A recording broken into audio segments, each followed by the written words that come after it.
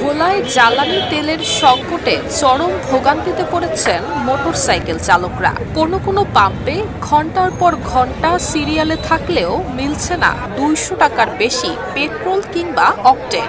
আমি দুইটা পাম্পে গেছি, দুইটা পাম্পে যাওয়ার পরে ওরা বলছে তেল নাই। তারপরে এইদিকে আইসা 1 ঘন্টা সিরিয়ালে দাঁড়া তেল দিছি, 200 টাকা তেল দিছি। আমাদের যে রাস্তা, সেই রাস্তা থেকে আসতে অলমোস্ট 1 লিটার তেল খরচ হয়ে যায়। এখানে আইসে অনুমানিক যে হাফ লিটার তেল পেলাম, যেটা দিয়ে আসলে চলার মতো না। অন্যদিকে শহর এবং গ্রামগঞ্জের খুচরা তেল বিক্রির দোকানগুলো বন্ধ থাকায় দুর্ভোগ বেড়েছে বহুগুণে। ভোক্তাদের অভিযোগ, তেলের পর্যাপ্ত সরবরাহ থাকলেও তেল নিয়ে চলছে তেলবাজি। এই পাম্পে তেল পায়, এরা তেল দিচ্ছে, অন্যান্য পাম্পে তো তেলগুলি পায়, তাদের তেলগুলি কোথায় যায়? এর অবনসন্স প্লাস অন্যান্য পাম্প, এরা তেলগুলি তো এইভাবে দিলে তাতে এত চাহিদা, এত হাহাকার থাকতো না। ফিল পর্যায়ে কাজ করতে হলে মানে মোটরসাইকেল তৈলের প্রয়োজন হয়, তো এই জন্য আমি মনে করেন সিরিয়াল থেকে তৈলের জন্য আসছি। এখন নাকি তৈল মানে দেওয়া যাবে না, ভোগান্তিতে পড়তে হয়েছে। আমি ভোলা শহর থেকে আসছি, আমার অফিসের ডিউটি শেষ করে আমি এখানে প্রায় 1 ঘন্টা 35 মিনিট অপেক্ষা করতেছি। আমার একটা জরুরি কাজে একটা যাওয়ার দরকার, কিন্তু না থাকার কারণে আমি গাড়িতে যেতে পারতেছি।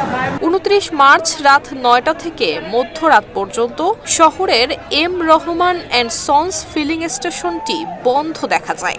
অন্যদিকে কিছুটা দূরে মাশাল্লাহ ফিলিং স্টেশনে দেখা যায় বাইকারদের উপচে পড়া ভিড় এবং মোটরসাইকেলের দীর্ঘ সারি। এখনো পর্যন্ত তেল পাইনি, আমি আজকে আসছি পাম্পে, তো এখনো তেল পাইনি, এখন তেল বন্ধ করে দিয়েছে। পেট চালানো লাগবো, চাকরি করা লাগবো, আমার লেগে বসে রয়েছে আমার ফ্যামিলি, আমি তো কনজুম কামাই করে টাকাটা নিয়ে আসবো, ঠিক আছে।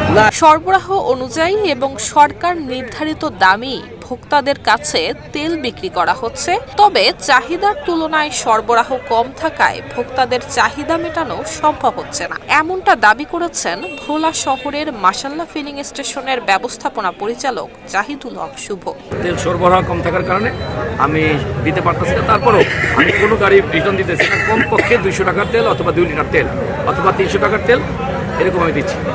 চাহিদা বাড়ছে, এক একটা বাইকে কমপক্ষে নর্মালি কারো যদি না থাকে সেটা 1-2টা, শতকরা 1-2টা, কিন্তু সাধারণত প্রত্যেক গাড়িতে 8-10 লিটার তেল আছে।